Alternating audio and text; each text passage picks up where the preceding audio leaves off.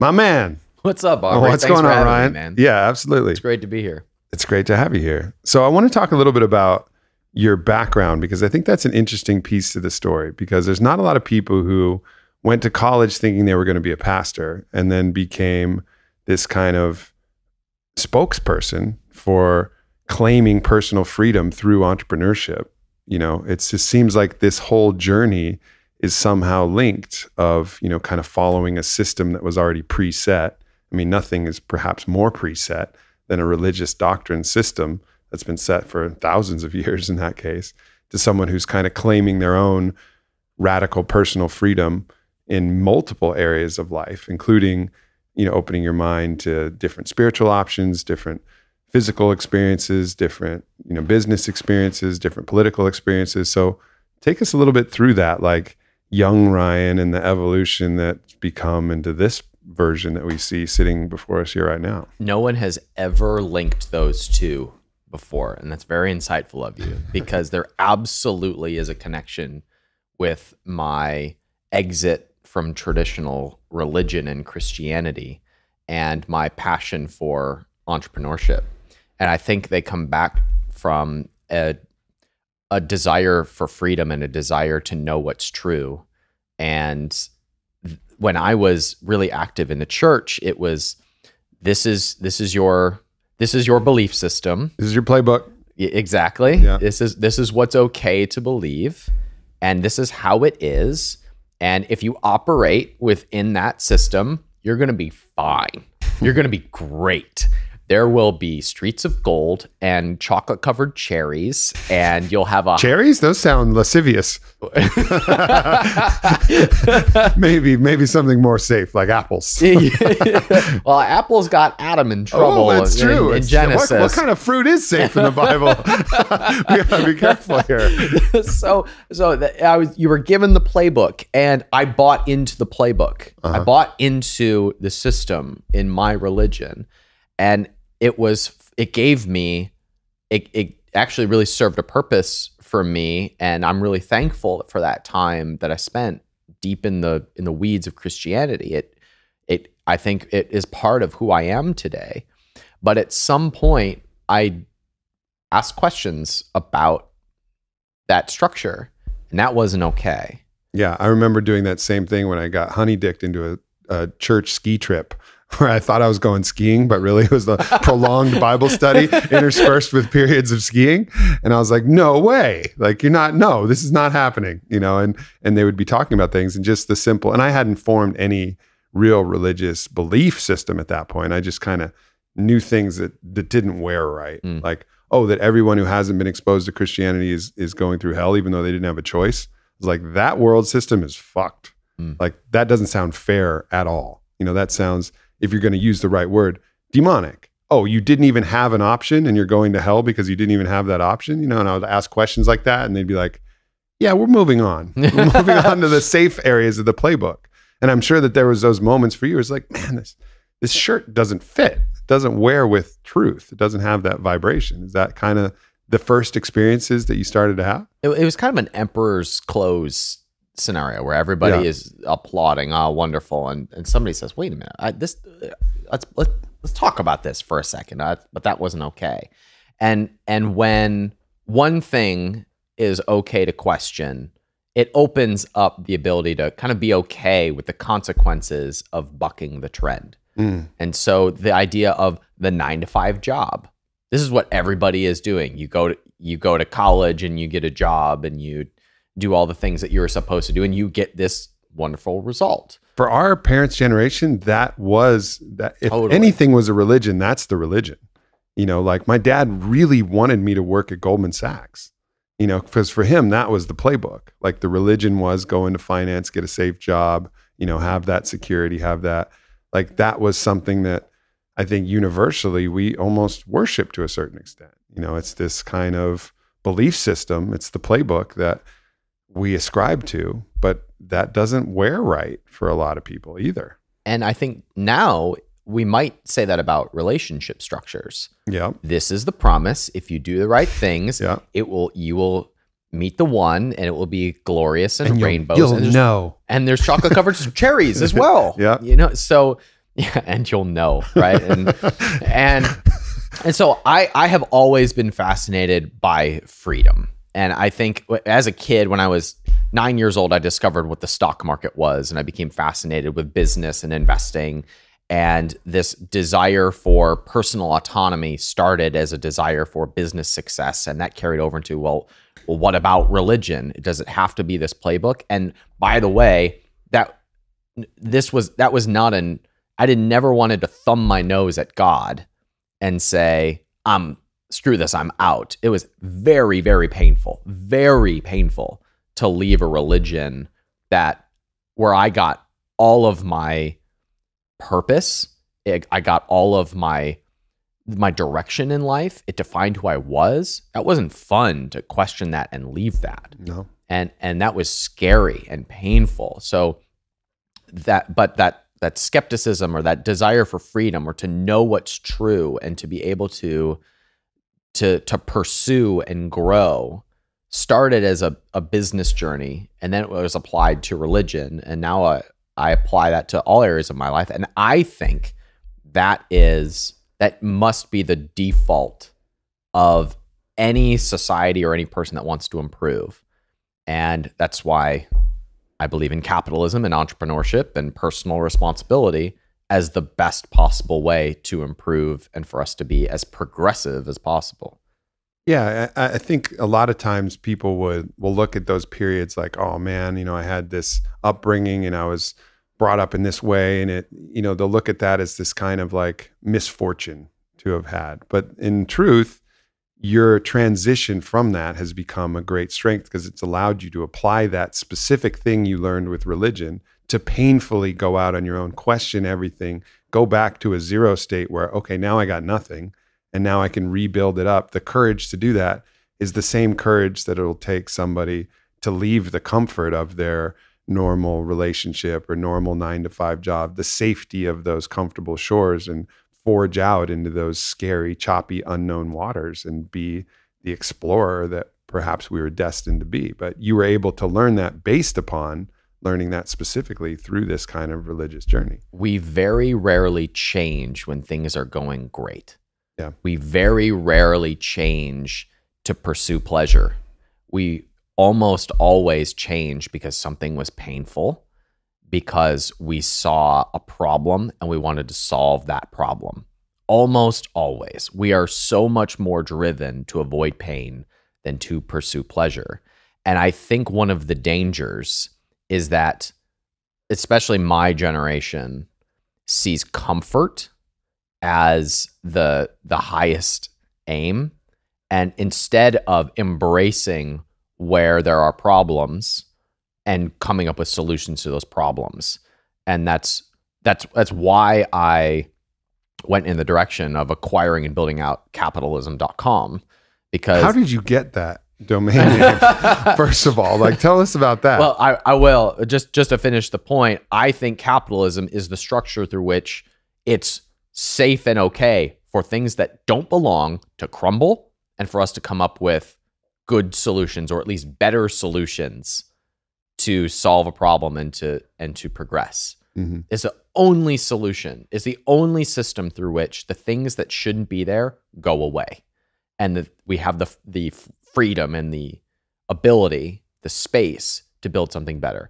I acquired... It's almost like life. I mean, in a lot of ways, it's like life itself. In life, how evolution happens is the weak die off and they don't pass on their traits anymore. And then the stronger, the more successful the species, and the more successful adaptations, they thrive and they reproduce and they multiply. It's really, a construct that is more in accord with the natural order of things than, a lot of other structures. And I think that's why, if you look universally across the board, it's been, the most successful system that we've had, because that's actually what works in nature. And so it works, spread societally, universally across culture as well. So there's one caveat to this, because when we compare capitalism to evolution, it's easy to say, well, that means that the weak people in our society will die off, or will be poor, or will be disenfranchised. And I don't think that's the case. I think actually in capitalism, they're more taken care of, they're more protected, and we can get to that. But I think where capitalism is like evolution is that bad ideas die off, bad organizations die off, bad products die off, and it gives room for something better. The strongest companies survive, the strongest ideas grow until they no longer serve the greater good and they go away and something better replaces them.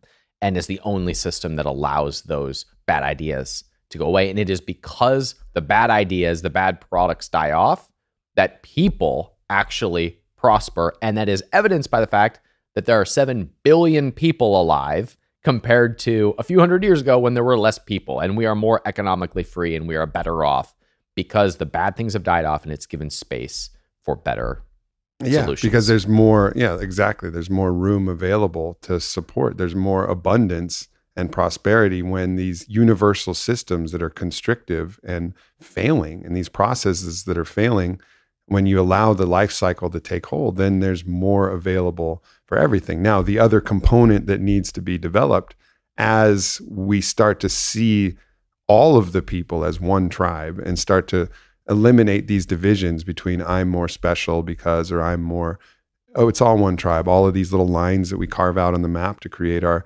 many nations and all of these different divisions within the nation and all these different identities, racial, cultural, social, whatever. We start to collapse those, which I think is where we're going. Yeah.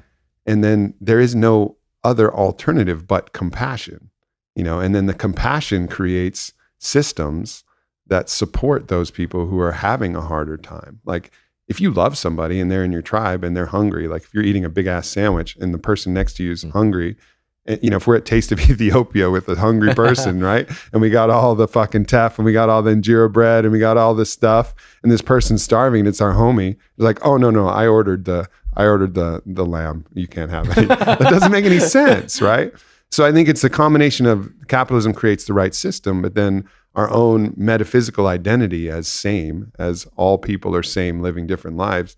That love then allows the willing and voluntary compulsion to help each other. You just used a really important word, and it was voluntary. Because you, as someone I care about and love and as a friend, if you're going through a hard time and you're part of my tribe, I'm wired biologically to help take care of you, to support you, to make sure that you are taken care of and that you get through that time. We're all both going to be better off when we're both at our best. Where it breaks down is when that person that I have no connection to, that is not in my tribe, and I am forced involuntarily to take care of that person. That's where we create the barriers between one another, because now I have resentment towards that mysterious person who took from me, and I have no incentive to take care of them. When those structures are removed and we do connect with one another, which happens naturally if you don't have the force of an outside system trying to connect everybody. If that goes away, we naturally connect to one another. And now I'm incentivized to take care of you.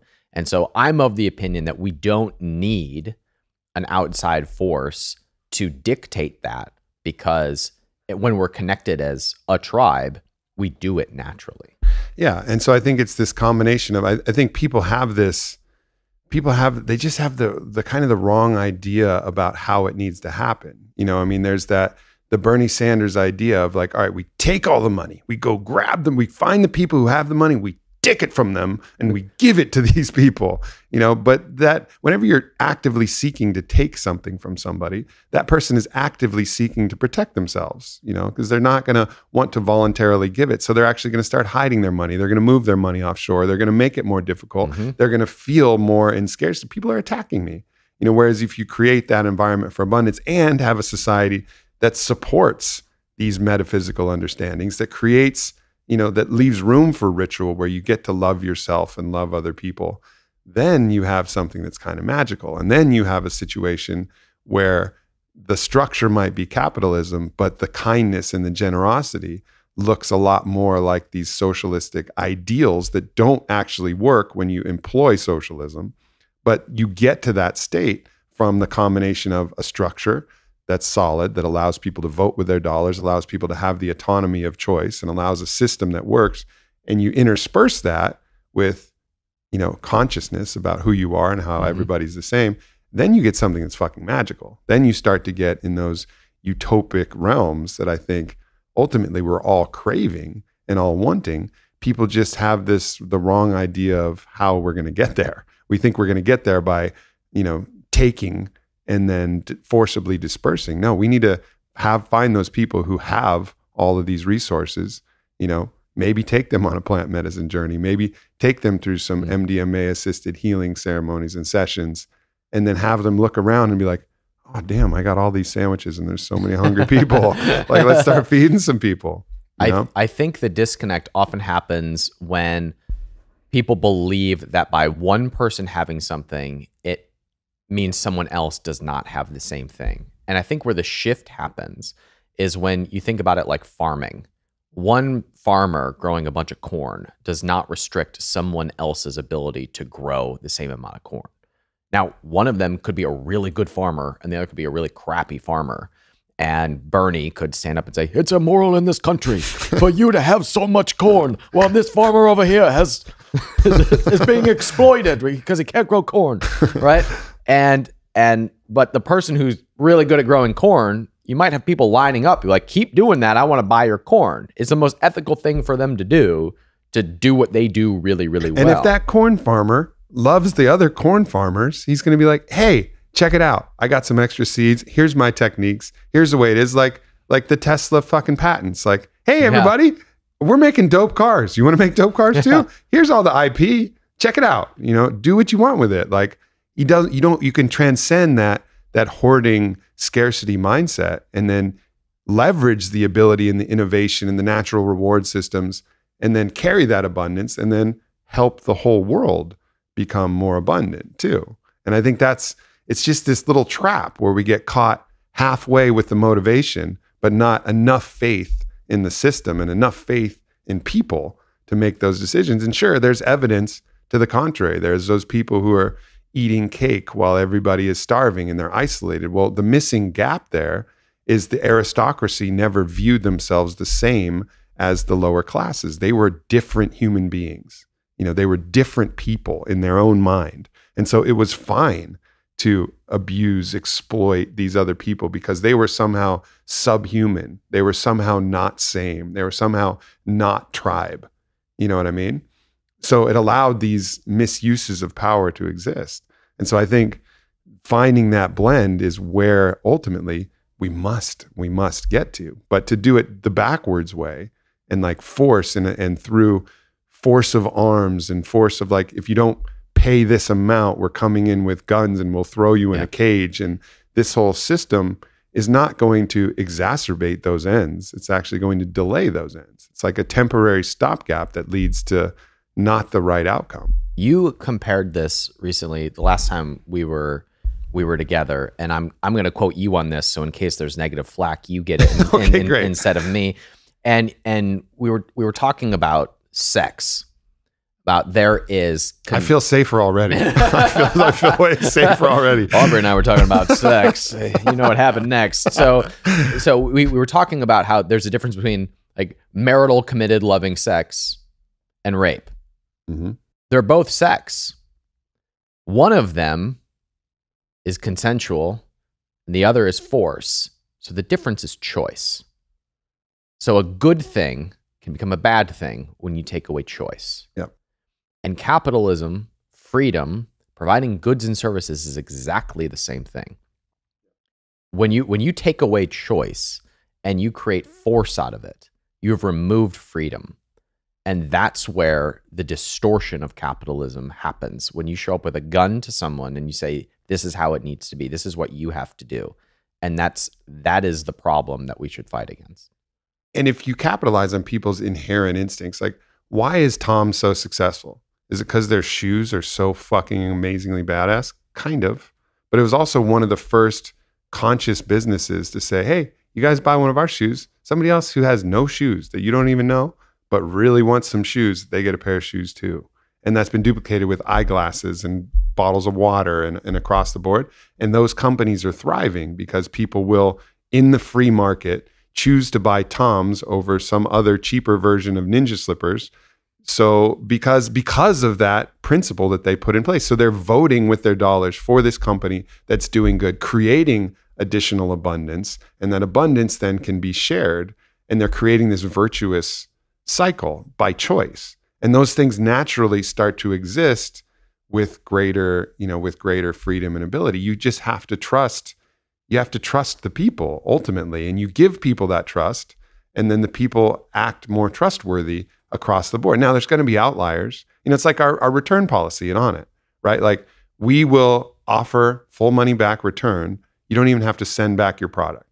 So you know what? There's some people who are like, oh man, that product was really good, but I'm going to get a refund and I'm going to go buy it again from a different place, And there's that asshole who takes advantage of that. But for the most part, people don't, people don't abuse the system at the level that we think there are, like we have this idea that everybody's just going to take, and that's reinforced over and over again across the board until you actually start to believe that about everybody else. And that belief then creates that reality into a certain extent where on the other side, obviously there's some safeguards and some precautions, that some guardrails that have to be put up in place. And I recognize that. But overall, if you're a boss, and you're with your employees, the more freedom you give them, the more in return, trusting that law of reciprocity, the more they're going to give back to you.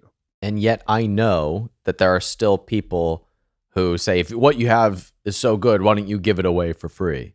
There's, even though you have return policies and you are building a sustainable model to get good things into the world that make people's lives better, I know that you still have people that say, well, why not give it away for free? Sure. Or why don't you give away everything you have then, bro? And that's, you get that constantly, but at the same regard, like as the totality of what I'm able to do with that, like what has my platform been able to provide? Well, it's been able to provide a lot of abundance for me. And I've shared that with people I love, my own close tribe. They've certainly benefited greatly from that. And then universally, it's allowed me the freedom to write books and create content and do podcasts that cost nothing. And then take the time to support MAPS initiatives, which are going to heal millions of people, and then explore these other realms and go off and bring back this knowledge. Like it creates this virtuous cycle, and it's up to me. It's my own moral prerogative. Like, what am I going to do? What am I going to do with this power? Like by fucking Spider-Man, that's like the truth of that myth. With great power comes great responsibility. Like with this access to wealth and influence and resource, like what am I going to do? What's going to be my total tally at the end of it? It's not going to be giving everything away and forfeiting all my power. If I'm of any kind of moral virtue, I should be willing to accumulate as much as I can, because I'm going to trust that my ability to do something with that is greater than the mean, is greater than what the average would be able to do. By focusing those efforts, the totality of my expression will be net positive. And if it's not, that shit's on me. Yeah. So would you agree that access to grass-fed butter and MCT oil is a good thing? Mm-hmm. All right. So I was at a coffee shop here in Austin, a place I really like called Picnic. I like it too. Yeah, I love awesome. Picnic, right? And we went up to get my coffee, and I was asked, well, where are you headed today? And I said, oh, I'm on my way to the office. And they said, oh, where do you work? I said, oh, I'm the CEO of Capitalism.com. And she said, oh, are you pro-capitalism or are you anti-capitalism? And I said, well, it would be a little weird if I owned Capitalism.com. Just to shit on it. Yeah, and had a hate blog for capitalism. And I said, I think it's the greatest force for good in the world. And she said, oh, and she kind of got a little bit uncomfortable. And she said, I'm not so sure. And she said, I feel like if you didn't have capitalism, you would still have passion businesses. Like it would still exist. It's like, okay, so do you think somebody is just so passionate about grass-fed butter and MCT oil that they're making it available here at Picnic and around the world? Or do you think that they had to come up with a profitable, sustainable model to distribute a good product to the rest of the world? And as a business owner who has something good, like Alpha Brain, like the products that on it, it is a moral responsibility, if you have something good, to get it out to as many people as possible. And the only way to be able to do that is if it is sustainable and profitable. And in that context, then it is almost a moral imperative for you to be as successful as possible, because it means that the good things and the good ideas that you're sharing and spreading are going out to as many people as possible. And just like the two farmers, if you have a lot of frickin' corn, it just enhances your ability to share more, to give more, and it does not restrict somebody else's ability to grow the exact same crop. It actually makes it easier for them. Yeah, and I think there's this kind of zero-sum mythology that we have. Like there's X amount of kernels, and every kernel that you have, is a kernel that somebody else doesn't have, when really there's far more abundance, and you create abundance through these processes, right? Like as you create, you're actually creating more availability. Like the more yield you can get per acre, the more there is to feed, in general. And so it's not a zero-sum fixed system. Where I do think it breaks is when there are people who have accumulated and hoarded these massive amounts of money, but are missing that love component and don't really connect with anybody and don't really know what to do with it. They've been in this massive just kind of validation and hedonistic delusion. And then they've mastered the game of accumulating, but they haven't made it to the next step of personal evolution, which is then, okay, now what do I do with this? Now what do I do, and how do I give this back? And how do I share this through ideas and through other things with those around me and everybody universally, and make a positive impact? And I think that's just the blend that has to be there. And I think for me, focusing on waking people up, and as I get more influential, more powerful, it's not just about me. It's about now I get to talk to the people who are other millionaires, billionaires, because they'll see me as, this is someone I can talk to. He started a business. He's running this. Like they can see me as peer, and I can say, hey, that's awesome. But guess what? So is this. So is what's in your heart. So is what's, you're able to do with the world if you utilize what you've accumulated in a positive way. And here's some ways that you can do it. And I think that's really ultimately how the whole game changes, and how all of this wealth starts to get distributed is through a series of voluntary choices that come from love. Like we are the most charitable nation in the world, period. Like US is, and we're also one of the freest nations in the world as well. This correlation between freedom and generosity is established in macro. You know what I mean? Like we will help each other if given the opportunity to help each other. And I think that's just, again, the faith in humanity and the nourishment of that faith. I don't agree entirely. And there's something that you said in there that I want to get behind, but I don't think is the case. And that is the guy who is really successful, who is not operating from would you call it a heart-centered place. Simply the law of economics and the law of the universe still dictates that what that person does, in order for him to continue growing or giving, has to be of value to someone else, unless it's done by force. So if he is not operating from a heart-centered place or a fulfilling place, or if he's going out to take, then if we're assuming that there's choice, then that would naturally just die off. That person's ideas it would not work. He would not have the ability to force other people to bend to his will. But when you get the government involved, now you have the ability to do that, because you can lobby the government to force something on your behalf, which removes choice. It removes freedom. So that person would, if they, in a normal, healthy environment, would have to then be forced to go into a place of giving to other people, of providing something of value to other people, which would probably send them into a more heart-centered place. So, for example, I had a time in my business where I had a good amount of success, and then we expanded probably a little too quickly, and the rails started to come off a bit. I got stressed, and I started going to sales mode, and I did not listen to what my customers wanted. I wasn't operating from a place of giving and service and I was selling to sell, and it didn't work. People read right through it. I lost followers. People stopped paying attention to what I had to say.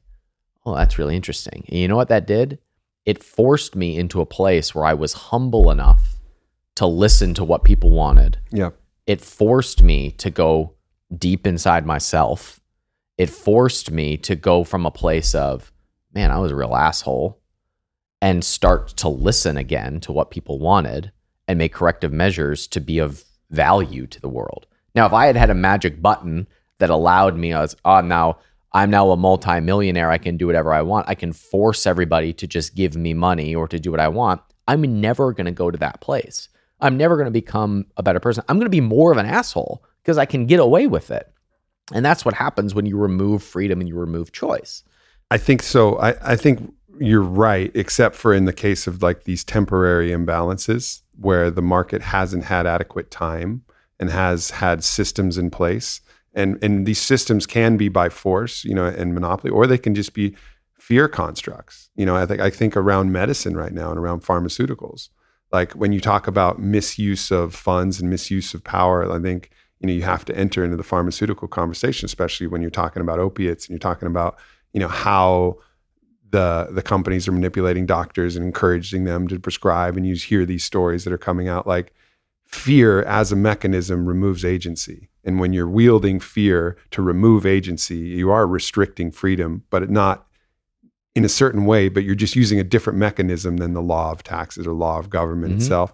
And then there's also like these natural monopolies that develop where you have all of this access to gasoline or something like that, where those people, the market isn't going to move very quickly, and maybe not even move quickly enough to handle the world's crises that we have, because the natural momentum of what they've gotten so far is so great, or these kind of mechanisms that remove our own internal autonomy and agency, and there's multiple layers of that, but there's going to be little imbalances that are currently being exploited and currently exist based on momentum, where I think the fastest route is waking those people up within those systems, as well as waking up the general consumer, so it speeds the process faster. So you choose other competitive options, you choose other alternative healthcare, treatments. Yep. It's both. It's got to be on both layers. But what you had is beautiful because it's this on the micro enough, and you created this business and had immediate feedback, and you had no natural inherent advantage.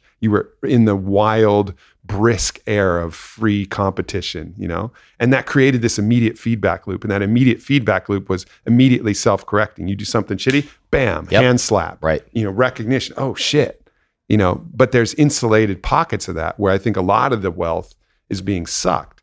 And so not only do we have to wake up the consumer to their own fear and their own natural compulsion and these psychological mechanisms, but we have to wake up the people within these structures and be like, oh shit, I've had a natural advantage. I've had something that was not exposed to the brisk air, maybe from governmental policy or maybe from just sheer fucking momentum. And we got to handle both, waking up the people so that they can vote with their dollars differently, and then waking up those structures that are already pre-existing to really make that kind of universal change. I do find it a little interesting that you bring up healthcare as an example of that, because that's the most regulated, and government is more involved in that, and there's less choice and more force in that industry. And it's marketed as a protectionist thing, but you and I would probably skew more on the spectrum of it's better to be more natural than to lean on when possible. Drugs. Yeah, right. Exactly. It's great to have the drugs as an option. Of course. Yeah. Right. And you and I kind of skew probably more in that direction. And 20 years ago, we would have been crazy outliers. Yeah. We would have been weird hippie woo-woos. Right. Now, some people might still say we're still crazy woo-woos when we talk about other things that we're into. but 20 years ago, that was kind of not a popular opinion. Mm-hmm.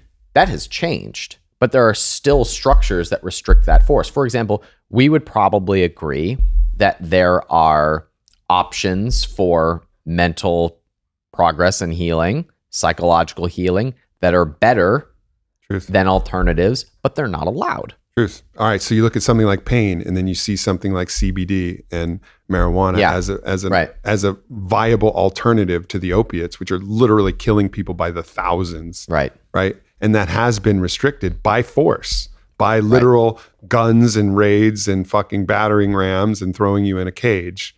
Like, so in some regards, these imbalances were created by initial force. And then the momentum of that has then propelled it forward. And so, yeah, I mean, I think you're right. And then when it comes to other psychological meds, MDMA-assisted psychotherapy, curing 2 out of 3 treatment-resistant people of PTSD, which the current standard of care is a cocktail of 6 to 10 different, antidepressants and other drugs and things like that. So the best options have been by force in a lot of ways removed, which has created these artificial systems that are kind of absolved from that brisk air of competition. Yeah. So you had made the point that we agreed where there wasn't a temporary imbalance, but I would make the argument the fastest way to cure those temporary imbalances is not to restrict choice. It's not to create more regulation. No, I agree 100% with that. I'm just saying that the temporary balances won't unwind in some cases quickly enough. And so like dedicated effort and this is going to be like 1-to-1. This is going to be like those people who have access to that sleeping somnambulant billionaire who is unaware that he is the same as everybody else out there in the world, who thinks that he is special. That 1-to-1 interaction where you get in that inner circle and you're like, hey man, come here, check this out. This is going to feel really fucking good. It's going to be a little scary, but let's go. Let's drink the cup. Let's do this thing, and let's change the mind of those individual. It's still obviously not by force. We're not forcing people to drink ayahuasca. We're not holding them down like an alien abduction and holding their eyelids open and feeding them psilocybin and having them watch fucking conscious videos or something like that. But it will take some effort on both sides. Like, yes, deregulation, I think, is absolutely key. Allowing choice, allow the market to roll, allow that giant machine that has been proven effective to roll, but also be like little special forces, little love special forces, where you're going out there and you're like, oh, we got a sleepy one over here with a lot of resources. Let's get in there. Let's use our love weapon. Let's wake up their love weapon, and let's find these pockets and then help move that and create flow rather than stagnation. So I'm absolutely in alignment. I just think there has to be dedicated effort to penetrate some of these areas. And a lot of that is going to be one-on-one. It's going to be like Navy SEAL style, like, hey, I have access to this person. Let's go. Let's see what we can do when we get access to that person. And I would take it one step further to say that the fastest way and the most proven way to be able to ensure that happens is by watching dollar signs, is by doing it profitably, is by being incentivized to penetrate those gaps and to be able to bring new solutions there. I had an economics professor in college, Dr. Tom Lehman, and this was a Christian school, Indiana Wesleyan University in the cornfields of Marion, Indiana. And he said, corn, safe. Chocolate cherries, not safe. He said, all of you are wondering about what God's plan is for your life, or what your highest good, your highest gift to God would be. He gave you the market. Look at where there's need. Look at where the highest profit is, because that's where the gaps in the marketplace exist.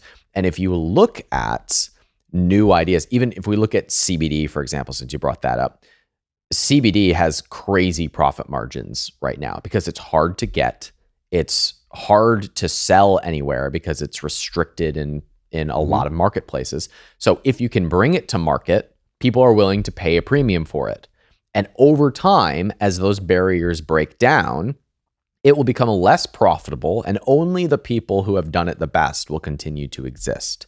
And then those who exited the marketplace will now have to look for higher areas of profit, which will be new areas where there is a greater need. And so I would argue that the way that we raise our level of consciousness, the fastest way that we solve problems is to look at where there's a greatest profit. No doubt. As long as it's done freely. And people are voting. You know, look, what is the biggest distributor of organic produce in the world? Walmart. Walmart is the biggest distributor of organic produce in the world. And that's because that is starting to infiltrate universally. Like the Walmart shopper is not the expendable Whole Foods paycheck or Erewhon market. You know, I'm in the luxury class where I can buy that $30 motherfucking yogurt. You know, but that's not everybody, and I recognize that, and that's, you know, that's a privilege that I've cultivated and I'm utilizing, and that market serves me. But as that spreads out, you know, and people are voting like, man, I want organic stuff, even if they're on that $40,000 salary and they're grinding, then Walmart starts to offer it, and then when Walmart starts to offer it, then it gets dispersed. You know, you look at these structures like Walmart or McDonald's, like. McDonald's is an incredibly efficient way to distribute food to the masses. And you look at what's happening with their menu, like they're getting a little better sourcing on their meat. You know, they're getting a little better sourcing on some of their other stuff. And as people vote, you know, because that's a highly competitive market. You got fucking Burger King, you got all these other places. Like as the people start demanding healthier choices and organic things, they'll start providing it and distributing it efficiently. Like the structure itself is not the enemy, you know, in a lot of cases. Sometimes when they're being shady, you know, like some of the big tobacco stuff where you're hiding stuff and you're adding, you know, hijacking addictive mechanisms, like you got to watch out for that shit. But now the internet does a great job exposing that bullshit, you know, like fucking toxic chemicals in Subway bread. You know what I mean? Like that went viral based on a couple posts, and Subway was like, oh shit, sorry about that. We're going to take these preservatives out of our bread now. You know, like, and we're in an environment where people are exposed to the brisk truth through social media and through the internet. And that's just helping facilitate this process where awareness creates agency, creates the ability to vote with your dollars better, and it all becomes this kind of virtuous cycle. And these structures that we think are bad, like pharmaceutical companies or McDonald's or Walmart, will probably be the structures that end up administering the right medicine when we demand that they administer the right medicine, or something else will rise up in its place. Right. And they'll fucking blockbuster video themselves to obscurity. I think you just used blockbuster video as a verb. That's impressive, my man. Yeah. So, and I would say that capitalism and freedom is the only system through which that's allowed. When you have equality as the primary aim, it's that is the system through which the malinvestment, the bad stuff continues and perpetuates with no end in sight. Because what you have to do is wait for if you want something to change, the only strategy then is to wait for the right guy or girl to be running for a specific office, and then wait for them to get the nomination, hope that you elect them and that they can get something passed through the rest of everybody else and force it upon everyone else.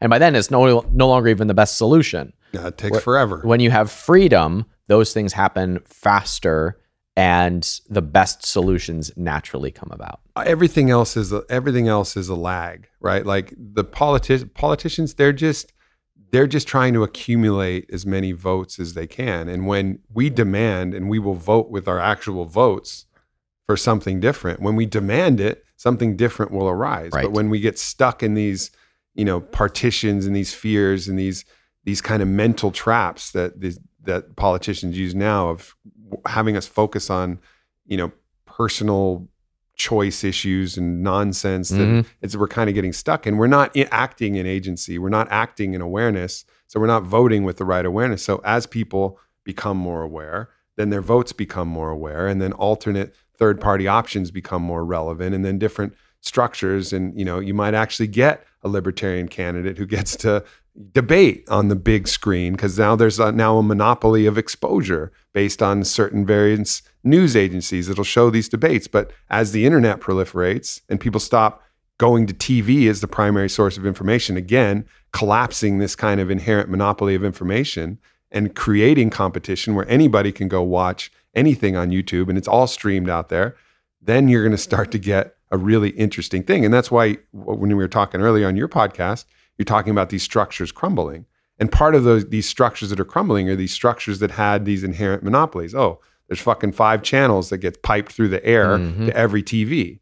You know, like that's a little bit of competition. ABC is competing with NBC, competing with Fox. But now YouTube comes in and it fucks everybody up. And it's like, oh, now there's a million ways to distribute information. And it's okay that there's going to be a few very confused people who believe in flat earth. Like that's an okay consequence of that. You know, for the longest time, I thought that was a joke. I thought that was a big joke forever. It still is a big joke.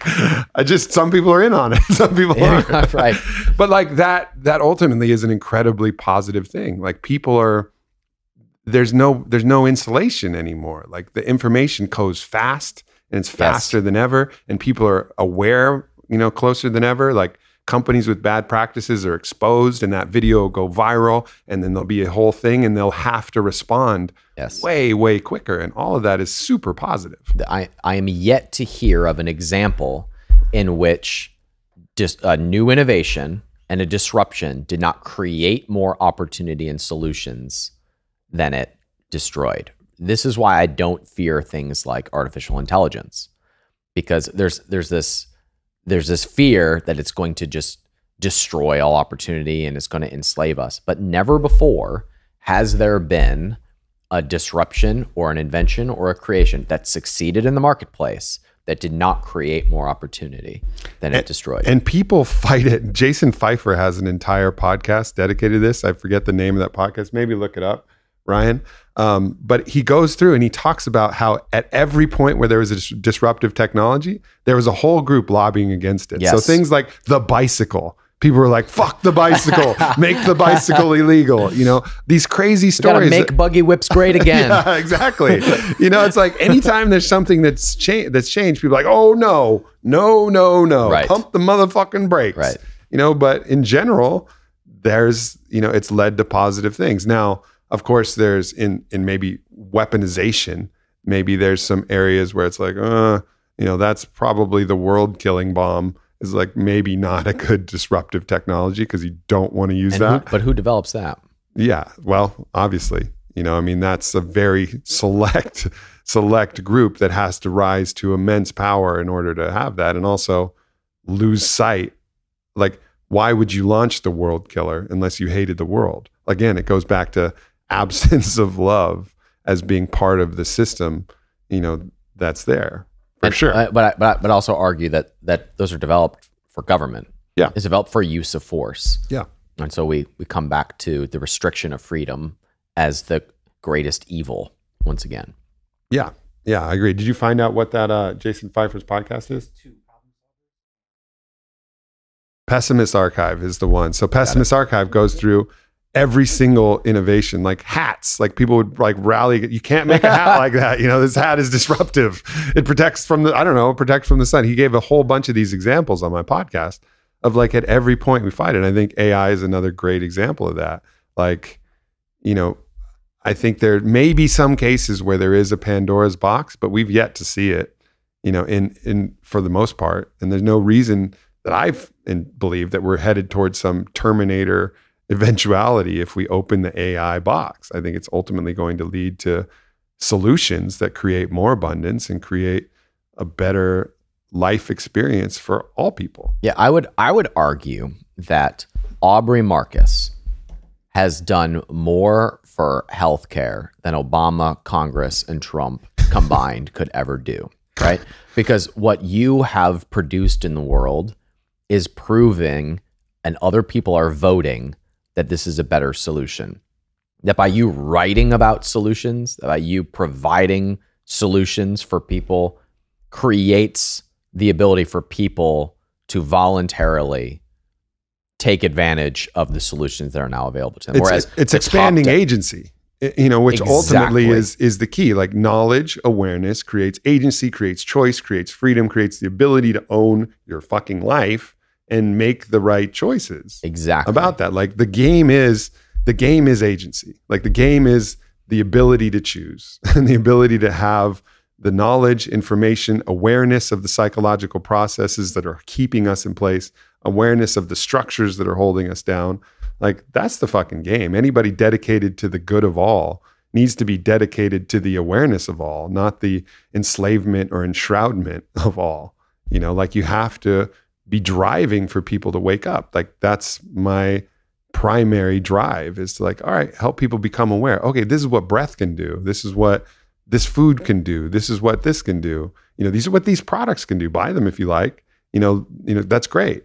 But I think that's key. It all goes back to expanding agency in all of its forms universally. Right. And the only way that you can continue to do that is if there's a profit motive attached to it, because otherwise you can't distribute all of the solutions that you have. Right. And the opposite, the force argument of government coming up with these solutions does create a profit motive for some people. It's just through force. And now they're incentivized to keep the system exactly as it is and prevent you from bringing new solutions to the marketplace. Yeah. Which is why you, as a creator, as an entrepreneur, as a CEO, do more good for the world than any government institution ever could, because you are succeeding at providing real solutions for people who have challenges and they want to make a change. I definitely see your point. Again, uncomfortable with the comparison. I mean, it's hard for me to even self-reflect and like quantify any type of thing, because I just kind of focus on the process. But I certainly appreciate what you're saying, for sure. And I do want to circle back to the question that we avoided. How the fuck did you get capitalism.com? Through government force, Aubrey. I lobbied for this. So it's actually a great story. So I am very concerned about my generation's desire to bring solutions through government. That I genuinely believe that the best thing we can do for the world is to be free and to be successful. And so when I saw this trend happening, I started speaking out, and I wanted to go get a platform that represented that. And in college, I was becoming an entrepreneur at the same time that I was studying economics during the recession, and the 2008 election was going on. So that was kind of my formative years, and capitalism was the greatest word that encapsulated all of those different ideas. And so I contacted the person who owned the domain. He had sat on it for 19 years unused. And when we got in touch, he said, I get 2 offers a year, and I decline them all. I don't want the name going into the wrong hands. And so we spoke. How very uncapitalistic of it. and we spoke for several hours, several different times. And I remember the conversation. He said, I think the best way that we win people to our side of the argument, meaning that freedom is the greatest solution to our challenges, that government is a threat more than it is a solution. He said, I think the greatest way that we could do that is through debate. And I want this to be in the hands of somebody who will debate. And I said, may I offer you a different opinion? His name was David. I said, David, can I offer you a different opinion? He said, absolutely. I'd love to hear a different opinion. I said, I think the greatest way that we win people to our side of the conversation is by leading by example. I teach entrepreneurs. I invest in entrepreneurs. I have taught hundreds of entrepreneurs to build 7-figure businesses, and they are now leading in their communities. They are now representing an idea of bringing solutions to the marketplace. That's what I do. I invest in entrepreneurs. I teach entrepreneurs. And he paused for a second and he said, I would like to sell the domain to you. And so we came up with a number that we were both happy with. And now I'm the CEO of Capitalism.com. That's dope, man. That's a cool story. All right. I'm going to pivot and then let's tackle one issue that I think always was a little bit murky in this, because I loved when I was younger, I think I mentioned to you before, like libertarian kind of debates and philosophy. This was dinner table discussions for me and my father. We loved exploring these different things and free market solutions. He was a commodities trader. And so he was always looking at the kind of the macro flow of goods and different things that were, available in the world, and a deep believer in libertarian philosophy, and the ability for us to choose, have agency and sovereignty over our own consciousness and sovereignty over our choice. And so we would explore these, and where, we both saw some inefficiencies at that time. And I think there was less, social media wasn't as prevalent, and there was less different solutions, was concerning environmental issues, which have these like very small and easily ignorable, universal consequences when accumulated over time create disproportionately big, potentially negative results for everybody. So how do you navigate when someone, questions you on environmental policy as it pertains to, force and it pertains to regulation? Yeah, so where I think the role of government does exist is the protection of freedom and the protection of property. And if you pollute my property, I have the right to call in a third party and say, he needs to knock this off. He's violating my freedom. So the gray area is who owns public waters? Who owns the air? No one does. So who takes care of it? And I would say the problem is not necessarily that government isn't more involved. The problem is that there's a lack of ownership. And when was the last time you cleaned a public restroom? I did in high school, but I was compelled, because when you were late to math class, you had to serve fucking 2 hours of community service, and I decided to serve it in the public parks, because I thought I was going to be like trimming flower bushes. And instead, I was just cleaning the steaming shitholes at Zilker Park. They had to use force to get you to clean the public 100%, bathroom, right? Yeah. And when was the last time someone cleaned your bathroom? I mean, well, I pay somebody to clean my bathroom once a week or whatever. But right. So this week. Yeah. So when there's ownership, there is care. Yeah. And when no one owns anything, when you have public goods, there's a lack of ownership, unless you're outsourcing the taking care of that to usually white-haired white men in Washington, D.C. Not really an effective strategy of taking care of public things. Mm-hmm. So the issue is a lack of ownership. Who does own the oceans? Who does own the air?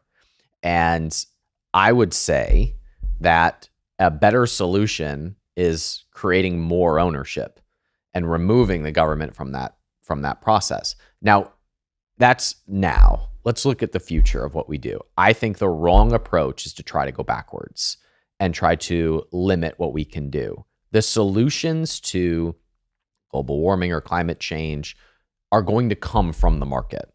I would argue that Elon Musk has probably done more to facilitate change in this area than government ever could. It will come from private solutions, and the marketplace will determine what those solutions are. And that ultimately will solve this crisis, and we're going to call it that. Yeah, I think that those solutions certainly make sense, and those companies with better environmental policies will get generally upvoted. If there's given an approximate choice and awareness and that. But I think there is something interesting talking about the ownership issue. I've noticed that there's been a trend where like groups of non-humans, like dolphins, for example, or animals, have been allowed access in courts as if they were a person. So it could be like dolphins versus the nation of Japan. You know what I mean? And so that there's some accountability on behalf of that, and there it's because it is a community. It's a communal resource, right? But by saying that, all right, maybe we treat these as an entity, and this is just thought, just exploring this subject. Like, what if the oceans could, like, there was a group of lawyers who could represent the oceans and sue companies who were overstepping the cost of the oceans, and obviously the oceans backed by all the people who benefit from the oceans, but the oceans themselves were granted entity status, and that entity could sue and then use that reparation to create solutions. Maybe that's a potential solution. Like, you give entity status to these non-entity things that are all communities, and that's the solution for ownership, because how else do you create ownership of these universal global things unless they have their own autonomy? I'm getting stoked. This is where it gets good. All right. So that would be a strategy. I would suggest a slightly different strategy. And that's, do you know what has been shown to be the fastest way to keep a species from going extinct? Make it a pet. Very close. Privatizing the ownership of that species. So if you have someone who is financially driven to protect that species because they're breeding them, that creates the solution to that be going extinct. So for example, if we look at poachers, no one can own that. The ivory is banned, right? So and they do that to try and restrict poaching. But when they remove that restriction and you now have ownership over the ivory, you create solutions to protect that species. And that has what has reversed the extinction of that species. We could make the same argument to public land, to oceans. What's the profitable way that we prevent that from being polluted? So once again, I sound like a greedy capitalist, which I'm glad to own. I'm glad to own that term as the CEO of Capitalism.com, because I am convinced that apart from just getting rich, the best way to solve any problem is to make it profitable, because now you have incentive and you have sustainability for that solution to perpetuate until it is democratized, and now it can be demonetized, as Peter Diamandis would say. So when you have a profitable ownership over something, that is when... Yeah, but how can anybody actually own the ocean or own the air? You know, I don't know yet. Yeah. Because that's not the sector of capitalism that I control. But I would be willing to bet that if you release entrepreneurial genius, rather than protect it and restrict it, that you would have more solutions come to the marketplace, rather than just having either a group of attorneys represent the ocean or have government tell people that they can't. You would have more ingenuity come from the private sector. I've seen it in like small examples. Like I have this bag, I think it's this pup bag, and there was this massive waste of the roof plastic, I think over the place where the Indianapolis Colts used to play or whatever. Okay. There was like an old dome that had like a shitload of plastic, and it was like a weird plastic that wasn't able to really recycle. So it was either this massive landfill, thing or whatever. And this company entrepreneurially came up and was like, you know what, we're going to make handbags out of this non-recyclable material. And they're going to be like tote bags. And we're going to sell these tote bags, and it's going to have this cool story, non-recyclable material. We made it into bags. It's actually part of the old fucking dome that the Colts used to play in, whatever. And I saw that bag for sale in Abercrombie. I was like, oh, fuck yeah. It's a cool bag, cool story. I'll buy it. And like it's wieldly enough that it certainly makes sense. And it proves your point. Like opening up, allowing entrepreneurs access to that material, then effectively recycled and distributed that material into something valuable, better than any government policy could have ever come up with. It just seems like on the biggest macro, air, which flows from one property to another, from one country to another, oceans whose currents circle, the entire world. Like we almost need this world ownership. And I don't know, outside of creating these as entities that can defend themselves, as if oceans are defending its own sovereign rights to a certain degree. And lawyers, and I think that already exists. There's like these pro-earth lawyers who are actually doing this pro bono, representing different elements of the earth. And I forget, see if you can find that, Ryan, too. The name, the lawyers. It's like an agency, Earth Justice.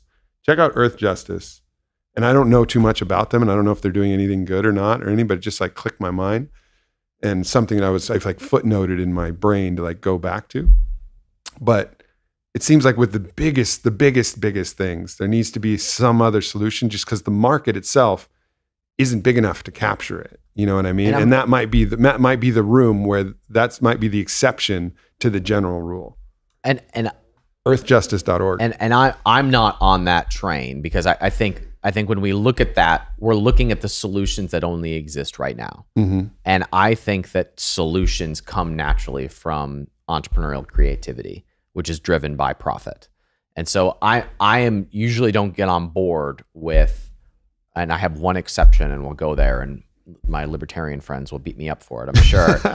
But that derailed me. But I think when you're lobbying for force, even a force for good, I think you're going to stifle more creativity than you are creating. And then you have to release the entrepreneurial engine and the profit motive. There probably is a way to do both, right? I mean, like, I don't think they're necessarily mutually exclusive. I don't think we're necessarily on two sides of the argument. I think you could unleash, the ability for these entities to sue on behalf of the entity itself, which is on behalf of the collective of the world.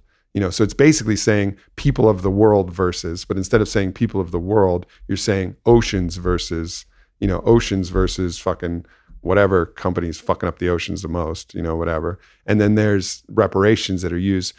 I don't think that excludes or precludes, capitalistic endeavors to clean up this niche. And let's say you can, I know there's some people who are like crystallizing pollution in the air and making fucking, maybe you can crystallize it into something so dense and so fucking hard and so shiny and cool and it's iridescent. You fucking wear jewelry that's like, I just out a fucking infinity stone. A fucking infinity stone, right? And like these things are like, the more of these that you collect, it's like, oh damn, I just cleaned up fucking 5 hectares of air or whatever, and it's on this ring and I get to wear this dope ring because I've condensed all the pollutants into this super fucking encapsulated thing. And then entrepreneurship does it. But at the same time, air can sue fucking assholes, who are fucking up the air for everybody as well. And then both solutions can kind of work at the same time. Maybe, I don't know. So we've had, for example, you've probably seen some of the videos that go viral that talk about coral reefs disappearing. Right, because of pollution, and no one owns the Great Barrier Reef. The government is expected to protect it. They're obviously doing a shitty job. If they're dying, the solution that we've got, which is government force, it ain't working. Like something's broken in that system. But if someone owns the coral reefs because they're harvesting something there, because they're selling a natural resource that comes out of there, because they're putting on scuba diving tours and they need the reefs to be clean and protected and thriving, they're way more incentivized to sue, not on behalf of the ocean, but on their own organization. On behalf of their own for them to say, you are polluting my business, my ownership of this part of the ocean, that they will act faster than someone lobbying on behalf of the entity. Yeah. And so once again, I come back to ownership of something over that being a better solution. So even in that model, like a micro ownership of the piece, and then using that micro ownership because what may be causing the coral reefs to die may be something totally unrelated in some fucking other random country that's happening. Right. Like it's so multi-symptom related. But having any ownership of that at all then allows more mobility and more incentive to actually create more creativity, and for those solutions to perpetuate in the marketplace because they're profitable to continue. And I think that the key with all this discussion is what we're talking about is pragmatism, not idealism. Like we want the oceans to live. We want people to be happy. We want people to have wealth and abundance. We want people to feel fucking good. The thing that we're trying to figure out is what's the best solution. Exactly. And in order to do that, you have to remove this idealism. Yes. You have to remove this false concept of what the immediate, instinctive thing might be, and actually look at what is the solution that over time is going to play out the best result. And it's a very pragmatic discussion. People get uncomfortable when pragmatism threatens their ideals. And that's why these discussions get really heated really fast, because people have these ideals and these identities they're protecting, but ultimately the motivation is the same. We're all trying to save the ocean. What's the best fucking way? I have a dear friend who campaigned for Bernie, and we were sitting at a dinner and we were talking about politics. And when things start to get a little bit heated, at any time I like to come back to center and say, I just want to reset for a second and acknowledge the fact that both of us want the lowest on the totem pole to be taken care of. We want them to have the best opportunities to change their situation. And I want to be clear that both of us want people who don't have access to healthcare to have access to healthcare. And I want us to reset and acknowledge the fact that both of us want the earth to thrive because none of us want to die.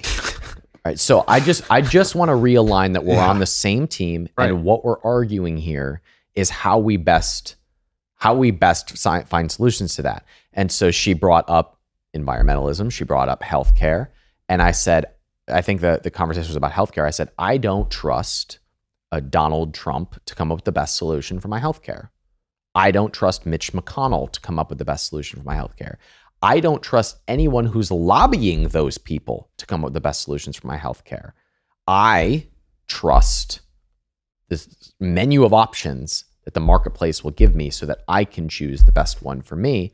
And I think that when you do that, prices will come down. When you have greater access to good, prices will come down, which will allow poor people to have the same access to healthcare that a rich person has faster. And she kind of relaxed in her chair and she said, this is the first time I realized that people on the quote right to her, people on the right are not arguing that people shouldn't have healthcare. They're just arguing a different way to do that. And I think sometimes we forget in this crazy politicized us versus them mentality that there's two groups and only one group can win. We forget that we're all on the same team. And the way that we make sure that the team wins is that everyone is free. And I think that is a universal principle that we, whenever we're starting to debate, one thing we all agree on is that we should all be free. And that to me is the context through which we should have these conversations. Whether you vote Democrat or Libertarian or Republican, and full disclosure, I've voted for all three in the past. The thing that we are arguing about is not the what, it's the how. Mm-hmm. It's how do we achieve the best possible solutions. And I would argue that I'm yet to see a better solution than for all of us to be free and therefore to not be forced to restrict your own personal freedom. Everybody is part of the political party called Earth and People and fucking happiness and freedom. And like, that's the thing that we forget. And anytime we forget that, then we get emotional, and it's, because really it's just about the mechanism that's going to achieve that. So fuck yeah, man. Ryan. Hell yeah. I'm glad we did this. Thank you for having me. This is awesome, Aubrey. Man. Thanks for being on. Capitalism.com. Where else can people find you? Yeah. So my business is I invest in entrepreneurs. I train entrepreneurs and we talk about them. And my platform for that is capitalism.com. But where I make my money is as an investor and as an advisor. And then I have the stuff that I share for free with the world on capitalism.com. And you're going to be joining us you've joined us at our events in the past, the Capitalism Conference, and you're going to be joining us at our brand summit this summer. Hell yeah. Yeah. Thanks for what you do. Beautiful, man. Aubrey. And did a podcast with you on Freedom Fastlane too. I love you, brother. I love you too, man. Team people, Team Earth. Let's go. Let's go, Earth. Let's go, Earth. Come on, Earth. Let's do this shit.